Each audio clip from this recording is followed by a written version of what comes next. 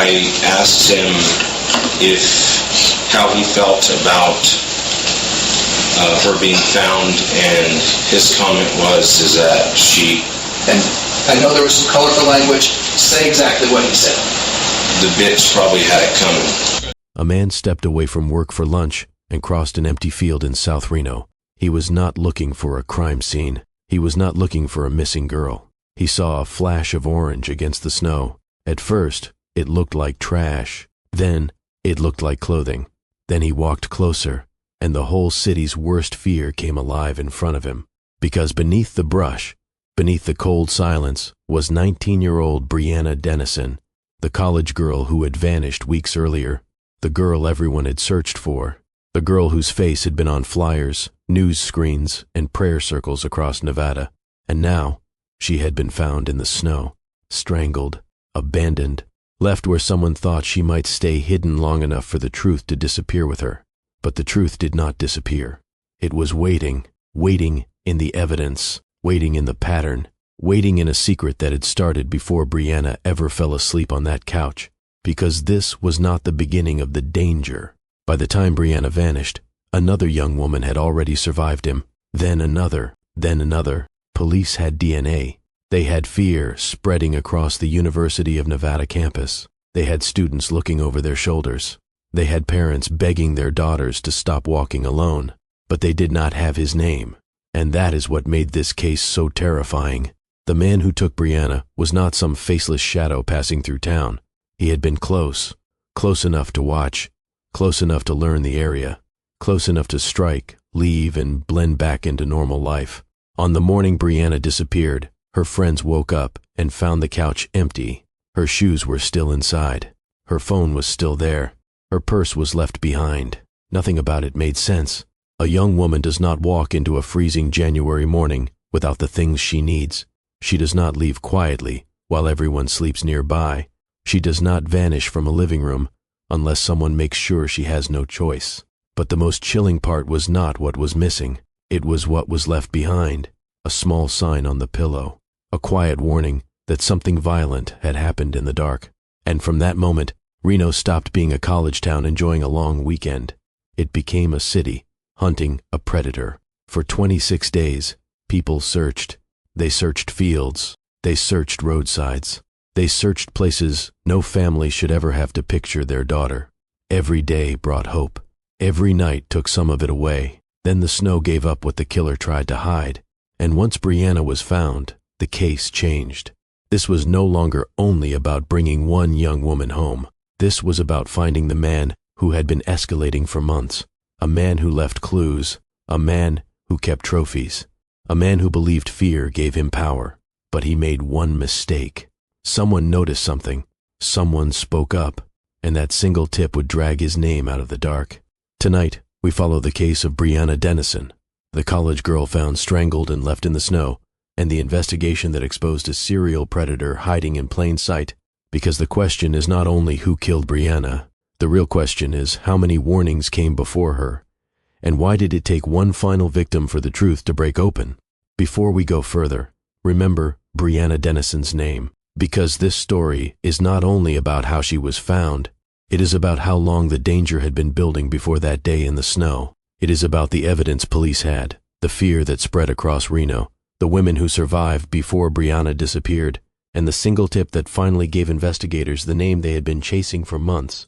If you follow true crime cases where one small clue changes everything, stay with Revealing Untold Crimes. Like this video, subscribe, and keep watching, because what happened in this case did not begin where most people think it began. It began before the empty couch, before the search teams, before the orange socks in the snow, before Brianna's family heard the words no family should ever hear. It began with a pattern, and the pattern was already moving around the University of Nevada, Reno. By January of 2008, Reno still felt like the kind of place where students could come home for a long weekend, meet old friends, sleep over at someone's rental house, and wake up to another normal morning. The University of Nevada campus sat close to neighborhoods filled with student rentals, small houses, parked cars, late-night movement, and young people coming and going at odd hours. That mattered, because a person hunting in that kind of neighborhood did not need to force his way into every life. He only needed to understand the rhythm. He needed to know when students came back from parties. He needed to know which streets grew quiet after midnight. He needed to know where young women walked alone. He needed to know where a door might be left unlocked.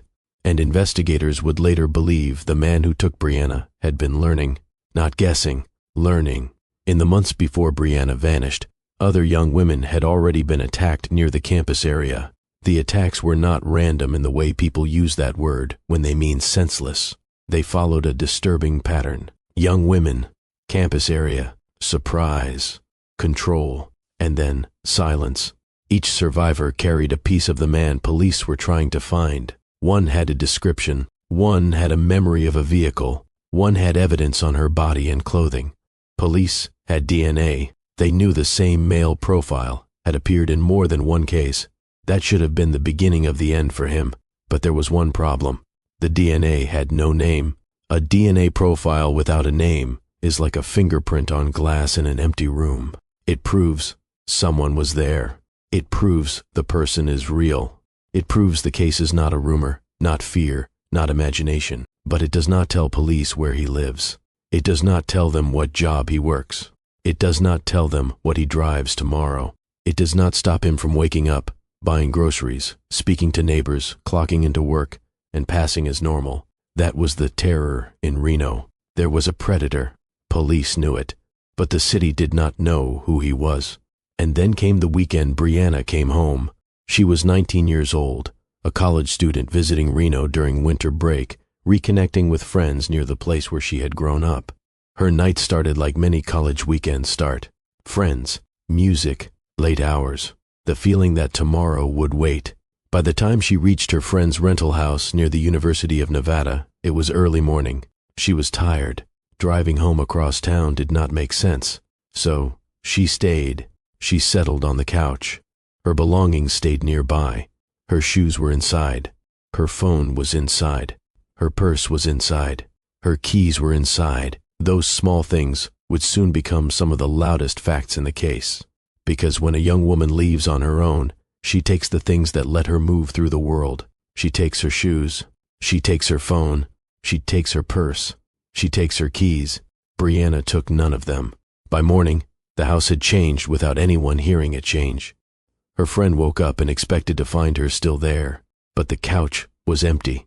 Not messy in the way a person leaves after gathering things, not cleared out in the way someone quietly slips away and plans to return. Empty in a way that made no sense. Then came the pillow, a small mark, a sign of violence, a clue that turned confusion into fear. That pillow told investigators something had happened where Brianna had been sleeping, and the items left behind told them something else. She had not planned to walk out into the cold. She had not planned to leave without a word. She had not planned to disappear. Someone had taken her. The first hours after an abduction matter more than most people understand. A family is still hoping it is a misunderstanding. Friends are still replaying conversations. Police are still trying to decide whether the case is voluntary, criminal, or something in between. But in Brianna's case, the details refused to behave like a simple missing person report. The house was too quiet. The belongings were too complete. The stain on the pillow was too serious. And the weather outside made the idea of her leaving on her own even harder to accept. Reno, in January, is not soft. The air cuts. The ground freezes. A young woman does not step into that cold without shoes, phone, purse, or coat, unless something is terribly wrong. That was the first cliff in the case. The moment everyone had to look at the facts and admit the nightmare out loud. Brianna had been taken from inside a home, not from a dark alley, not from a parking lot, not from a road, from a living room, while other people slept nearby. That single fact made the case feel impossible. Because a house is supposed to mean safety. A couch is supposed to mean rest. A friend's home is supposed to mean protection. But in Brianna's case, the place where she felt safe became the place where the predator found her. And that was only the first layer. The second layer came when investigators began processing the scene. They looked at the door. They looked at the area where she had slept. They collected evidence. They tested. They compared. And then the case stepped into darker territory. DNA from the residence linked the person who had been there to other attacks near the university. The same pattern police had feared was no longer a separate background concern. It had reached Brianna's case. The missing college student was now tied to a series of crimes that had already shaken the area. That changed the investigation. It changed the urgency. It changed what parents heard when they watched the news. It changed what students felt walking across campus, because this was no longer only about finding Brianna. It was about stopping someone who had already shown he would come back. The earlier attacks mattered, not because they take attention away from Brianna, but because they reveal the danger that was building before she disappeared. One woman had been attacked near the campus area. Another survived an attack connected by evidence. Another reported details that helped police understand the kind of vehicle connected to the suspect. The survivors were not side notes. They were witnesses to the pattern. They had lived through the warning signs. They had carried pieces of the truth before Brianna's name became known across the country. And their courage mattered, because without them, police would have had fewer links, fewer descriptions, fewer reasons to understand that the man they were looking for was not a first-time offender. He was escalating. That word matters. Escalation means a person does not stay where he started. He grows bolder. He takes bigger risks.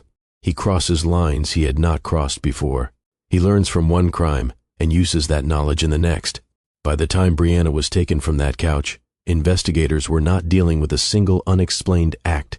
They were facing a pattern that had already moved from public spaces towards something even more invasive. A home, a sleeping person, a silent abduction. That is what made this case so chilling.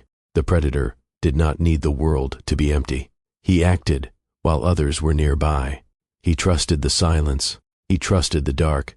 He trusted the confusion that would follow. And for a while, the confusion helped him. The first day became the second. The second became a week. Flyers spread. News crews arrived. Search teams formed. The university area became the center of public fear. Police asked for help. Families watched every update. Friends searched because standing still felt like betrayal. Volunteers combed through places most people pass without noticing. Empty lots, fields, drainage areas, roadsides, industrial spaces, anywhere someone might leave something behind. Every search began with hope. Every search ended with the same unanswered question. Where was Brianna? For her family, hope was not a feeling, it was survival. When someone you love disappears, the mind builds 1,000 small reasons to keep breathing. Maybe she is being held somewhere. Maybe someone will call. Maybe someone saw a vehicle. Maybe a tip will come in. Maybe she will be found alive. Maybe the worst thing has not happened yet. That kind of hope is painful because it gives you enough strength to stand, but not enough peace to rest. And as the days passed, Reno held that same painful hope with them. The city placed Brianna's face everywhere.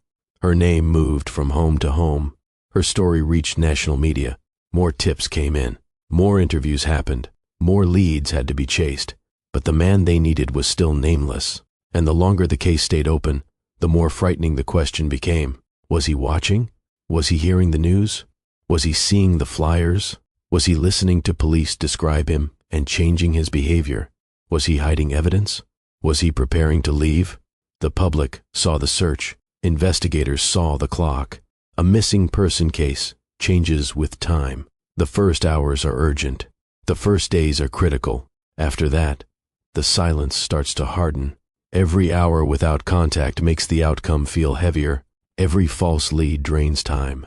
Every rumor creates noise. Every tip has to be checked because the one tip ignored might be the one that matters. And in Brianna's case, there were many tips. People saw vehicles. People suspected neighbors. People remembered odd conversations. People called because they wanted to help. But wanting to help is not the same as solving a case. Police still needed evidence strong enough to survive court. They needed a name. They needed the DNA to connect to a person. They needed a mistake. And the man who took Brianna had already made mistakes. The problem was that police had not yet found the path from those mistakes to his door. The evidence existed, but the case needed a bridge. For 26 days, the search continued. 26 days of public fear. 26 days of private agony.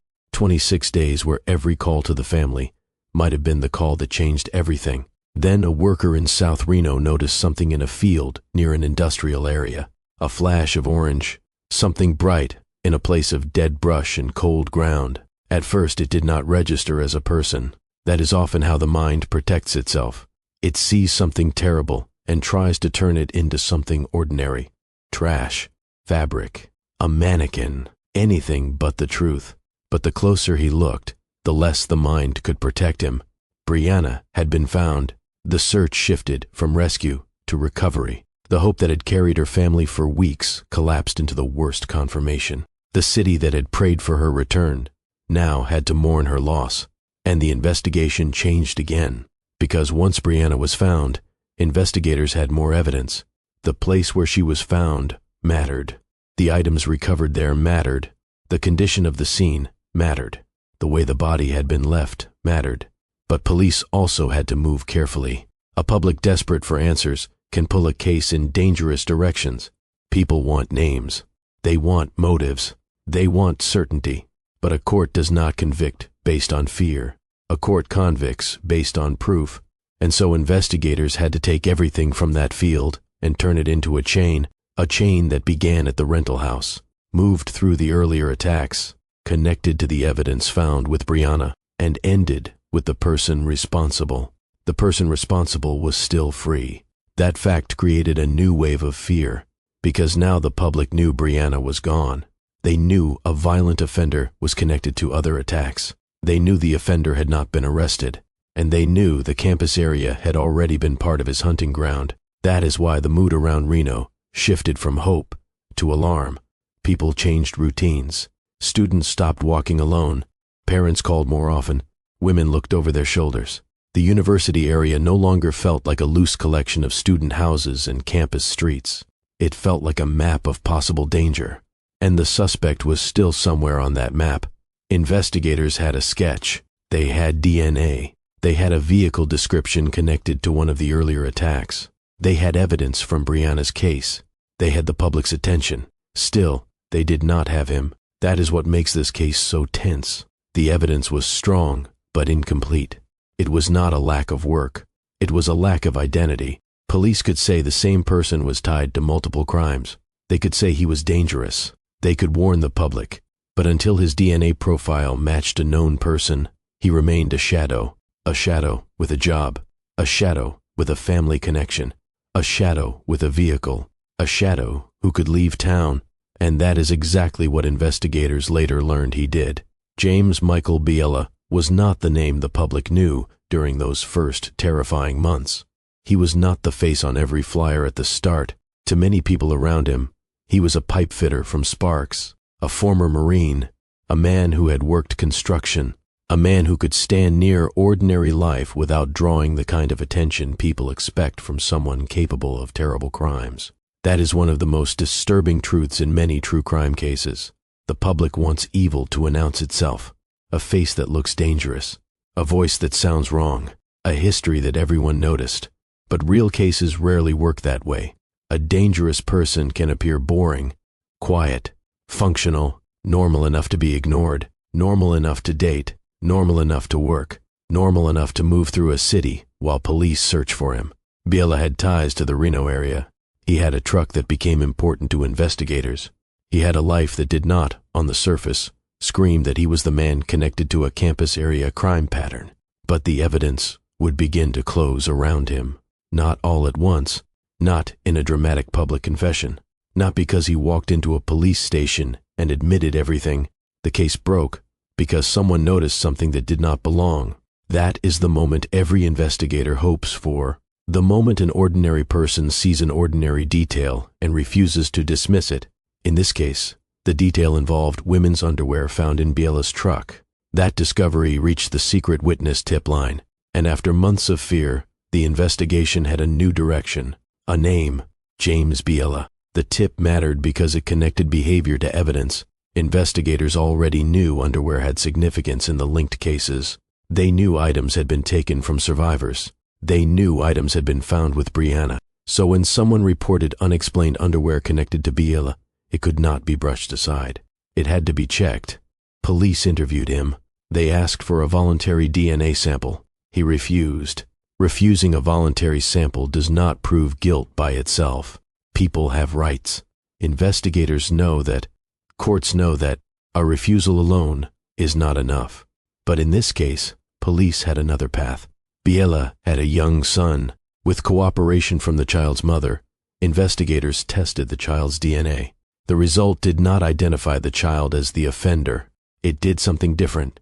It showed that a close biological relative of the child could be linked to the evidence. That gave investigators what they needed to move closer. Then police obtained Brianna's own DNA, and the match came. The nameless DNA finally had a person attached to it. James Michael Brianna. After months of public fear, police arrested him in November of 2008. The arrest happened 10 months after Brianna vanished, 10 months after the empty couch, 10 months after the city first woke up to the name Brianna Denison. And in that moment, the case shifted from manhunt to prosecution. But an arrest is not the same as justice. An arrest begins the next battle, the courtroom battle. The state had to prove that the evidence did not simply look bad. It had to prove guilt beyond a reasonable doubt. It had to show the jury how the crimes connected. It had to show why the DNA mattered. It had to show why the vehicle evidence mattered. It had to show why the earlier survivors mattered. It had to show why the man sitting in court was the same man who had terrorized the campus area before Brianna's murder. That is where the case became a forensic wall. DNA evidence connected Brianna to Brianna's case. Court records later described DNA found on the door handle at the residence where Brianna was abducted. They described DNA recovered from Brianna and from items found with her. They described cell phone evidence that placed him in the neighborhood around the time of the abduction. They described fiber evidence connected to his vehicle. Each piece mattered, not because one clue alone told the whole story, but because together they formed a pattern that was hard to escape. The door handle placed him at the home. The biological evidence connected him to Brianna. The items recovered with her carried more DNA significance. The cell phone evidence put him near the area. The vehicle evidence added another layer. And the earlier attacks showed the case was not isolated. For a jury, evidence becomes powerful when it closes the exits. A defense can challenge one item. It can question timing. It can question interpretation. It can suggest contamination. It can point to doubt, but when multiple independent pieces keep pointing to the same person, the room gets smaller. That is what happened in Brianna's trial. The prosecution presented the story through evidence, witnesses, survivors, and forensic links. The two surviving women were not only part of the prosecution's timeline, they were part of the truth. They had lived through the earlier attacks. They had descriptions. They had injuries. They had memories no one should carry. And their cases helped show escalation. That matters because Brianna's murder did not happen in a vacuum. It followed a path. The person who attacked before became the person who abducted from a home. The person who once left survivors alive became the person whose violence ended Brianna's life. That is why the earlier cases were so important. They showed the pattern before the final crime. They showed the danger before it became national news. They showed the warning signs that had been moving through Reno before the city understood the full threat. As the trial unfolded, Brianna's life came under a harsh light. Prosecutors focused on the evidence and the pattern. The defense tried to present factors from his past and background, but the jury had to decide what the evidence proved. In May of 2010, they reached the verdict: guilty. Guilty of first-degree murder. Guilty of crimes connected to Brianna. Guilty of crimes connected to the other women. For Brianna's family, the verdict could not restore what was taken. No verdict can give back a daughter. No sentence can reverse the moment a mother learns the search is over in the worst way. But the verdict did something the family and community needed. It named the person responsible. It moved the truth from fear into record. It turned the shadow into a convicted offender. Then came sentencing. The prosecution sought the death penalty. The jury agreed. James Michael Brianna was sentenced to death for Brianna's murder. He also received additional life sentences for the other crimes. That was the legal outcome. But the emotional outcome was more complicated. Families do not stop grieving because a judge speaks. Survivors do not stop carrying memories because a verdict is read. A city does not forget the weeks it spent searching fields and watching the news. Justice matters, but justice is not the same as healing. Brianna's family still had to live without her. Her friends still had to live with the memory of the house, the couch, the morning everything changed. The surviving women still had to live with the knowledge that their cases were part of a pattern that later ended in murder. And Reno still had to ask how a predator had moved so close to campus for so long. That question became part of Brianna's legacy, because after the case, the focus did not stay only on punishment. It also moved toward prevention. Nevada later passed legislation known as Brianna's Law. The law expanded DNA collection for felony arrests. The reason was painfully clear. If certain DNA had been in a database sooner, investigators believed violent offenders might be identified earlier in cases like this. Brianna's name became attached to a system meant to generate investigative leads. A law cannot undo a murder. It cannot erase grief. It cannot protect everyone from every threat, but it can change what happens when police recover DNA from a crime scene. It can make it harder for a repeat offender to remain nameless. It can turn a biological trace into a lead faster. And in true crime, time is often the difference between one victim and another. That is why this case still matters. It is not only a story about a young woman found in the snow. It is a story about evidence waiting for a name. It is a story about survivors who helped reveal a pattern.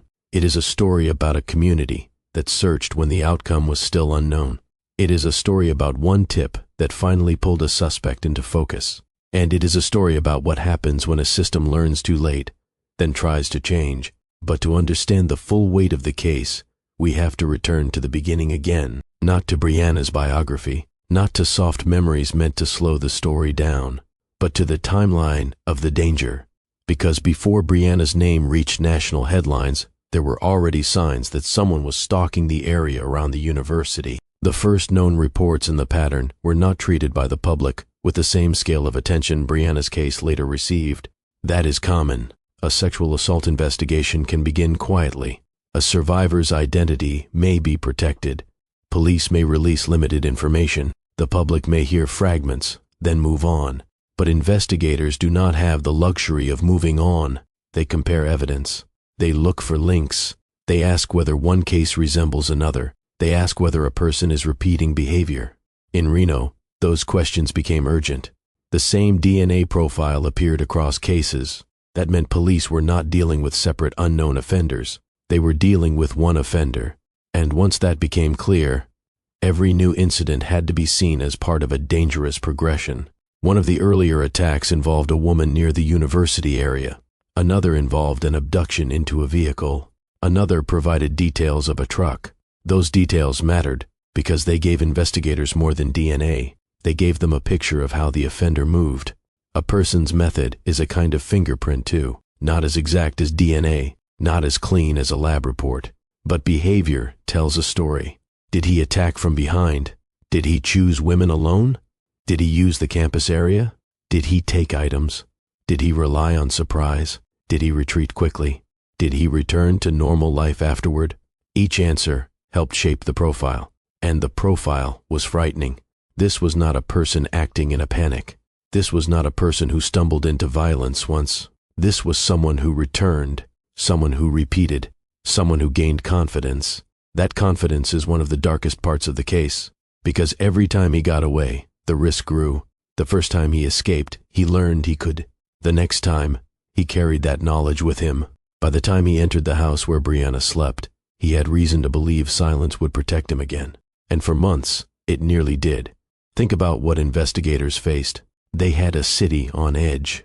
They had media pressure. They had a grieving family. They had surviving victims. They had forensic evidence. They had a sketch. They had vehicle information. They had thousands of tips and a public desperate to help. But they still had no match, no name, no arrest, no way to tell the students of Reno that the threat was over. That pressure can damage a case if investigators move too fast. If police arrest the wrong person, the real offender stays free. If they announce too much, the suspect learns what evidence matters. If they hold back too much, the public loses trust. Every choice carries risk. The Brianna Denison case demanded balance. Police needed public help, but they also needed to protect the investigation. They had to release enough to generate tips without giving the offender a full map of the case against him. That is why some details came out slowly. That is why some facts became public only later. And that is why the trial record remains so important. Because trial evidence is where rumor has to face proof. In the months after Brianna's body was found, people in Reno were afraid. That fear was not exaggerated. A person connected to multiple serious attacks was still free. A young woman had been abducted from inside a home. The suspect had not been caught. Women near campus had reason to change their behavior. Parents had reason to worry. Police had reason to push harder. The public wanted to know how close the suspect was. Was he a student? Was he a worker? Was he a stranger from another city? Was he still in Reno? Had he already fled? The answer, when it came, was chilling because it was ordinary. Brianna had worked. He had relationships. He had a child. He had a truck. He had left the area after Brianna was found, and later returned. The case did not break because he looked like a monster. It broke because someone saw something inconsistent with the life he claimed to be living. That is important for your audience. The most terrifying part of this case is not only the violence, it is the disguise of normal life. Brianna did not need a secret castle or a hidden basement to evade attention. He needed the people around him to accept ordinary explanations: work, travel, a truck, a console, a strange item with no clear reason. The tipster did not solve the entire case alone, but the tip gave police the opening they needed. That is the power of one call. A person sees something. A person reports it. Investigators connect it to evidence already in their hands. The case moves. Without that call, police still had evidence, but they may not have had Brianna's name when they did. That does not mean the case would never have been solved. It means the tip accelerated the moment when the unknown became known. And in cases involving repeat offenders, speed matters. When police approached Brianna, his refusal to give a voluntary DNA sample became part of the investigative path, but not the end of it. The child DNA test, done with the mother's cooperation, became a crucial bridge. The test showed a biological relationship to the DNA evidence. That created legal grounds for the next steps. Then the direct DNA comparison confirmed what investigators needed. Brianna was connected. Not by rumor, not by appearance, not by someone's feeling, by DNA, the kind of evidence that can survive years of appeals when handled and presented properly. And Brianna did appeal. He challenged parts of his conviction and sentence over the years, but Nevada courts rejected his major claims. The case remained standing. That matters because a true crime script should not end at conviction, as if the legal process stopped there. In a death penalty case, appeals are expected. The record gets examined. Arguments are raised. Courts review whether errors affected the outcome. In Brianna's case, the conviction and death sentence survived later challenges. That gives the story a legal ending grounded in public record. But the moral ending belongs to Brianna and the survivors, because the law's final word is not the same as the human final word. The human final word is what the case forced people to understand. A young woman was taken from a place she believed was safe. Other women had survived attacks before her. DNA linked the crimes. A city searched. A worker found what the killer tried to hide. A tip exposed the suspect. A jury heard the evidence. A law later carried Brianna's name. Every part of that chain matters. Remove the survivors, and the pattern is harder to see. Remove the DNA, and the case becomes harder to prove. Remove the tip, and the suspect may stay hidden longer. Remove the volunteers, and the family faces the search with less support. Remove Brianna's law, and the legacy loses one of its most concrete changes. That is why this story cannot be told as a simple murder case. It is bigger than that. It is a timeline of escalation. It is a warning about overlooked patterns.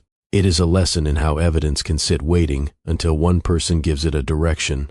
And it is a reminder that the safest-looking places can become vulnerable when a predator learns the habits of the people inside them. By the middle of this case, the audience needs to understand one thing clearly. Brianna's disappearance was shocking because of where it happened, but the solution was shocking because of how close the answer had been to ordinary life. If you are still watching, take a second to like this video and subscribed to revealing untold crimes. Cases like this deserve careful storytelling, because every detail matters, and every victim deserves to be remembered with respect. Now, let's look at how the courtroom finally placed all the pieces in order. The prosecution did not need to create a myth. The facts were strong enough. Brianna had been asleep on a couch in a house near the university. By morning, she was gone. Her important belongings were left behind. Evidence from the house indicated violence. DNA tied the crime to the suspect. The body was found weeks later in a field. Items found with her carried investigative value. Other women had survived earlier attacks connected to the same offender. A tip pointed police toward Biela. He refused a voluntary DNA sample. A familial DNA route helped investigators move forward. His own DNA confirmed the link. Then additional evidence strengthened the case. The prosecution's job was to make sure the jury saw the full picture without losing the thread. That is hard in a case with multiple victims and many forensic details. Too much detail can confuse people. Too little detail can leave doubt. The state had to show the timeline, the behavior, the science, and the escalation. The surviving victims had to testify about traumatic events. Their testimony gave the jury context for the pattern. Their courage made the timeline human. Forensic experts gave the science structure. Investigators explained how the case moved from unknown offender to named suspect. The prosecution tied Biela to the residence, the body, the items, and the pattern. The defense had the right to challenge that evidence. That is how the system works. Even in a case that horrifies the public, the accused has legal rights. That matters, because justice must be stronger than outrage. If a conviction is built only on emotion, it may not stand.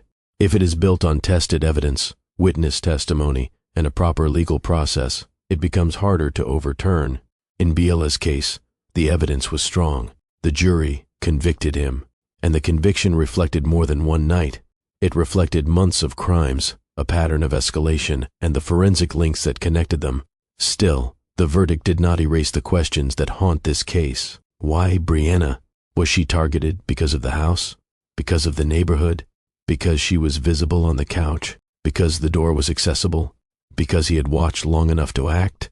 Some answers belong only to the offender, and even if he spoke, nothing he said would deserve more weight than the evidence. That is important. True crime can become dangerous when it starts treating killers like narrators of the truth. They are not. The evidence is the narrator. The survivors are the witnesses. The timeline is the map. The court record is the anchor. And the victim's life is the reason the story matters. So the safest way to tell Brianna's case is to stay with what is documented. A young woman disappeared from a friend's rental home. Evidence quickly suggested abduction. DNA linked the case to prior attacks.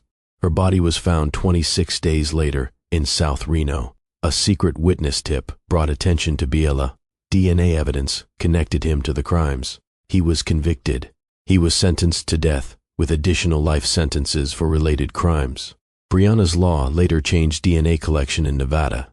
Those are the bones of the case. The storytelling comes from how those facts unfold, and the tension comes from the delays.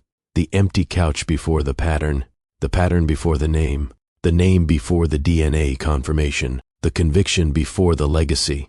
Each stage gives the audience a reason to keep watching, because every answer creates a deeper question. When Brianna vanished, the question was, where is she? When DNA linked the cases, the question became, who is he? When her body was found, the question became, how close is he? When the tip came in, the question became, is this the man? When DNA matched, the question became, how did he stay hidden? When the trial ended, the question became, what changes now? That is the structure that makes this case hold attention without inventing facts. The truth is already disturbing enough. A 19-year-old college student came home for a long weekend. She slept in a friend's house. Someone entered. She vanished. Weeks later, she was found, and the man responsible was linked to a series of attacks that should remind every viewer why early patterns matter. The public often thinks of crime in isolated headlines. One attack, one missing person, one arrest, but investigators think in links, DNA links, behavior links, location links, time links, vehicle links, witness links, and in Brianna's case, The links told the truth long before the suspect had a name. The link was already there when police compared DNA. The link was there when survivors described similar behavior. The link was there when investigators focused on the campus area. The link was there when items appeared in more than one part of the case. The link was there when the truck description mattered. The link was there when the tip came in. The investigation did not solve itself in one magic moment. It tightened, step by step, until Biela had nowhere left to stand. That is what strong police work often looks like. Not one dramatic clue, 1,000 controlled steps, each one documented, each one checked, each one built to survive a courtroom. The public might remember the shocking discovery in the snow, but the conviction depended on what came after: collection, testing, comparison, interviews, warrants, expert analysis, testimony, cross-examination, jury deliberation, sentencing, appeals, the full machinery of justice. And still, at the center, there was Brianna. Not a headline, not a symbol only. A person, a daughter, a friend, a young woman with plans interrupted by violence. That is the line a true crime script must never cross. The story needs tension, but it must not turn her death into spectacle. The title brings viewers in because it tells them the case is shocking. The script must keep them watching by showing why the shock mattered. It mattered because Brianna was taken from a place of trust. It mattered because the case revealed a repeat offender. It mattered because survivors had already warned the system through their reports and evidence. It mattered because one tip turned suspicion into investigation. It mattered because a state later changed its DNA collection laws in her name. That is how the story becomes more than tragedy. It becomes a record of warning, pursuit, proof, and consequence. After the conviction, Brianna's family stood in a place no family chooses. They had answers, but not restoration. They had a sentence, but not their daughter. They had public support, but private grief. They had a law named after Brianna, but the law existed only because she was gone. That contradiction is the ache at the end of this case. The system responded, but it responded after the worst had happened. That is why Brianna's law carries such emotional weight. It is built on a painful question. What if a DNA profile from an earlier arrest had already been available? What if the unknown profile from the campus attacks had matched a known person sooner? What if the timeline had been shorter? No law answers those questions perfectly, but Brianna's law tried to make sure future investigators would have more tools sooner. That is a meaningful legacy, not because it turns grief into something neat. Grief is never neat, but because it gives the grief a public purpose. It says her name will not fade into a closed case file. It says her story changed how Nevada thinks about DNA evidence. It says the next unknown profile might become a name faster. And for families waiting in the worst hours of their lives, faster can mean everything. Still, this case leaves viewers with a hard truth. Evidence is only useful when it can be connected. A warning is only useful when it is heard. A pattern is only useful when people recognize it before it escalates. In Brianna's case, all three came together too late to save her, but soon enough to convict the man responsible and expose the larger danger. That is why the story remains powerful. It has the shock of a terrible discovery, the fear of a predator near campus, the mystery of nameless DNA, the pressure of a citywide search, the break of an anonymous tip, the weight of courtroom proof, and the legacy of a law. But beneath all of that, it has one quiet image that never loses its force: a couch in a friend's house, a morning that should have been normal, belongings left behind, and a silence that told everyone something was wrong. That silence became a search. The search became a case. The case became a conviction. The conviction became a law, and the law carried Brianna's name forward. The man who took her thought darkness would protect him, but darkness did not erase the DNA. It did not erase the survivors. It did not erase the evidence. It did not erase the tip. It did not erase the truth. And it did not erase Brianna. The truth waited in places he did not control: on a door handle, in forensic records, in the memory of survivors, in the courage of a tipster, in the work of investigators who kept going when the city was afraid, in the courtroom where the evidence finally spoke with one voice. That voice said the pattern was real. The danger was real. The offender was not nameless anymore, and Brianna Denison would not be forgotten. There is one more part of this case that deserves attention: the way ordinary decisions became part of a nightmare. A door left unlocked, a couch chosen for sleep, a friend waking up late in the morning, a worker taking a familiar path near an industrial field, a person choosing to call in a tip. None of those moments looked historic when they happened, but each one became part of the case. That is how real investigations work. They are built from decisions people never thought would matter. The friend who called for help when Brianna was missing did the right thing. The survivors who reported and cooperated did the right thing. The worker who called police after finding Brianna did the right thing. The tipster who spoke up did the right thing. The investigators who followed the evidence did the right thing. The jury who weighed the case did their duty. And because of those actions, the truth reached court. But the story still asks something of the viewer. It asks you to pay attention to patterns. It asks you to take reports seriously. It asks you to understand that violence often escalates before the public sees the full picture. It asks you to remember that survivors of earlier crimes may be holding the key to preventing future ones.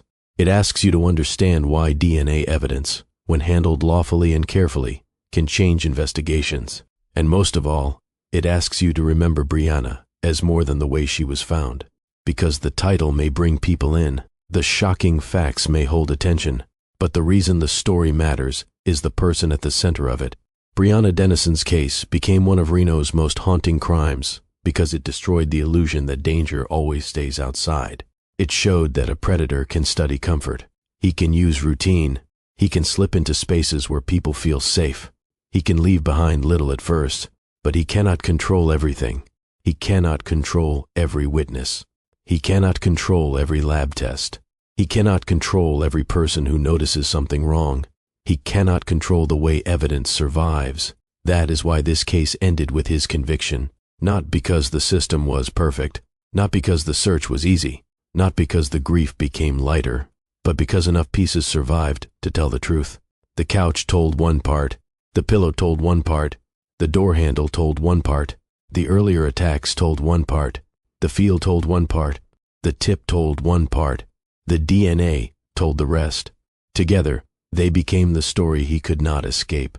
And that is the final lesson of the Brianna Denison case. A predator may believe silence is his shield, but silence breaks when evidence speaks. It breaks when survivors come forward. It breaks when one person refuses to ignore a detail that feels wrong. It breaks when a community keeps searching. It breaks when a family refuses to let a loved one become just another case number. Brianna's story began in terror, but it did not end in the dark. It moved into a courtroom. It moved into law. It moved into the memory of a city that learned her name and never forgot it. So when people ask why this case still matters, the answer is simple. Because Brianna was not the first warning. She was the final alarm. And by the time Reno heard it, the entire city had already been changed. If this case moved you, like this video and subscribe to Revealing Untold Crimes for more deeply researched true crime stories told with respect for victims and care for the facts. And as you leave this story, remember the detail that solved what fear alone could not. It was not panic. It was not rumor. It was not a guess. It was evidence, a trace left behind, a call made at the right time, a name pulled from the dark, and a young woman whose story forced Nevada to change